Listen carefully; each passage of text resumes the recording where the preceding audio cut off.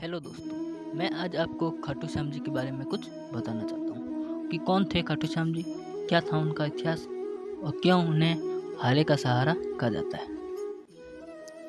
Video शुरू करने से पहले आप सभी को मेरी तरफ से जय खाटू श्याम जी।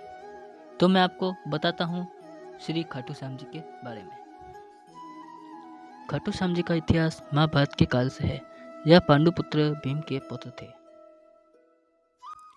जिनसे खुश होकर भगवान श्री कृष्ण ने उनको कलयुग में अपने नाम से पूजनीय होने का आशीर्वाद दिया था। भगवान श्री कृष्ण ने उनको आशीर्वाद दिया था कि जैसे जैसे कलयुग बढ़ेगा तुम्हारा यश और लोगों की आस्था बढ़ेगी। आज बाबा खाटू श्याम जी हारे का सहारा बनकर भक्तों के काम आ रहे हैं और उनके दुख दर्द का निवारण कर रहे हैं। खाटू श्याम जी का महत्व इसलिए भी बढ़ जाता है कि उन्हें कलयुग का ईश्वर माना जाता है। आस्थावान लोगों की हर मनोकामना पूर्ण होती है। ऐसा कहा जाता है कि जो व्यक्ति अपने जीवन में दुखों और कष्टों से घिरा हुआ है, जीवन में हार मान चुका है, उसे एक बार अवश्य ही खाटू श्याम जी के शरण में जाने की आवश्यकता है। सर्वप्रथम इस कथा का आरंभ महाबली भीम की पत्नी हिडिंबा से होता है, जिन्होंने श्री कृष्ण की घोर तपस्या कर उन्हें प्रसन्न किया और वरदान के रूप में घटोत्कच रूपी पुत्र को प्राप्त किया। लेकिन श्री कृष्ण ने हिडिंबा से एक वचन लिया कि वह इस पुत्र को धर्मात्मा बनाने का दायित्व पूर्ण करेंगी। इसी तरह आगे चलकर घटोत्कच का विवाह राजा नूर की पुत्री मौरवी से हुआ। मौरवी और घटोत्कच ने एक पुत्र को जन्म दिया जिसका नाम बर्बरिक था। बचपन से ही बर्बरिक ने अपनी माता और भगवान श्री कृष्ण से युद्ध कला का अभ्यास लिया।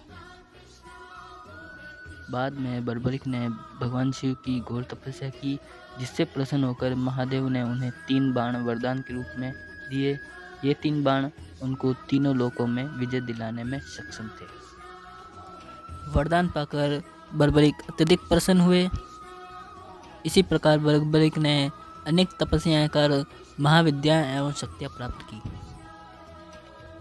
बर्बरिक अपनी विभिन्न शक्तियों के लिए जाने जाते थे।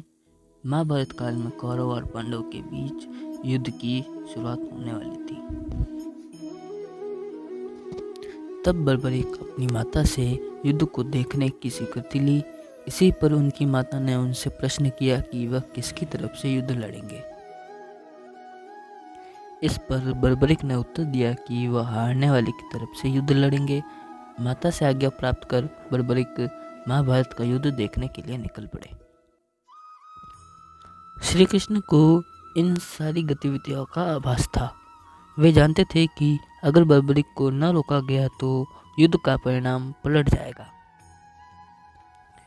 इसी प्रकार श्री कृष्ण ने ब्राह्मण का रूप धारण कर बर्बरिक को रास्ते में ही रोका और पूछा कि हे बालक, तुम अकेले ये 3 बाण लेकर कहाँ जा रहे हो। तभी बर्बरिक ने जवाब दिया कि वे महाभारत का युद्ध लड़ने जा रहे हैं और वे इस युद्ध में उन्हीं का साथ देंगे जो पराजय के निकट होंगे। उपहासपूर्ण श्री कृष्ण ने उनसे कहा कि यह केवल 3 बाण से ही युद्ध लड़ने जा रहे हैं, इनसे तो 3 सैनिक भी नहीं मरेंगे। यह सुनकर बर्बरिक ने उत्तर दिया कि यह कोई साधारण बाण नहीं है। ये बाण मेरे आराध्य महाप्रभु शिव ने मुझे सौंपे हैं। 3 बाण तो क्या, एक बाण ही एक पल में पूरे युद्ध को समाप्त कर सकता है। हालांकि यह बात श्री कृष्ण को पहले से ही मालूम थी। वह केवल बर्बरिक की परीक्षा लेने आए थे। श्री कृष्ण ने कहा कि हे बालक, इस पीपल के पेड़ के पत्तों को भेद कर दिखाओ। तभी बर्बरिक ने एक बाण निकाला और अपने आराध्य का ध्यान करते हुए बाण छोड़ा, जो पीपल के पेड़ के सारे पत्तों को भेदता हुआ निकल गया। बर्बरिक ने ब्राह्मण से पूछा कि आप कौन हो और मुझसे क्या चाहते हो। इस पर ब्राह्मण ने जवाब दिया कि मुझे दान चाहिए, तुम मुझे क्या दे सकते हो। बर्बरिक ने कहा कि मांगो, आपको क्या चाहिए। तभी ब्राह्मण ने उनका शीश दान के रूप में मांग लिया।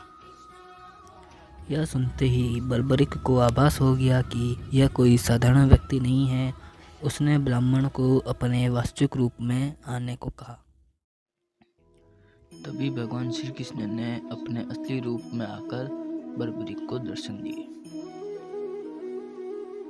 गुरु को सामने पाकर बर्बरिक धन्य हो गया। तब बर्बरिक ने रात भर उनका ध्यान किया और दूसरे दिन फाल्गुन शुक्ल द्वादशी को स्नान करके अपने हाथों से बिना देरी किए अपना शीश काटकर भगवान श्री कृष्ण के चरणों में रख दिया। भगवान श्री कृष्ण ने शीश को एक ऊंचे स्थान पर रखा ताकि बर्बरिक महाभारत का पूर्ण युद्ध देख सके। बर्बरिक की दानवीरता से प्रसन्न होकर श्री कृष्ण ने अपना नाम श्याम उपहार स्वरूप उन्हें भेंट किया।